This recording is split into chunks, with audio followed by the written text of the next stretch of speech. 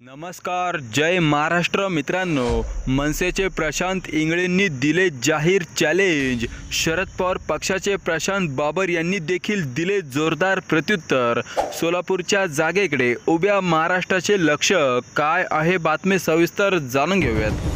दरम्यान आमचाच उमेदवार जिंकून येईल यावरून महायुती आणि महाविकास आघाडी मधल्या नेत्यांमध्ये मोठ्या पैंजा लागल्या आहे। सोलापूर लोकसभा मतदारसंघातून भाजपचे राम सातपुते लोकसभेत जाणार अशी पैंज लावत महाराष्ट्र नवनिर्माण सेनेचे प्रशांत इंगळे यांनी जाहीर महाराष्ट्रासमोर चॅलेंज दिले आणि त्यांचे चॅलेंज शरदचंद्र पवार पक्षाचे प्रशांत बाबर यांनी देखील जाहीर महाराष्ट्रासमोर स्वीकारले आणि सोलापूर लोकसभा मतदारसंघातून प्रणिती शिंदेच जिंकून येतील असा दावा देखील त्यांनी केला। त्यामुळे सोलापूरच्या जागेसाठी संपूर्ण भाजपने आपली ताकद ही प्रणिती शिंदे यांना पराभूत करण्यासाठी व राम सातपुते यांना निवडून देण्यासाठी लावून दिलेली होती।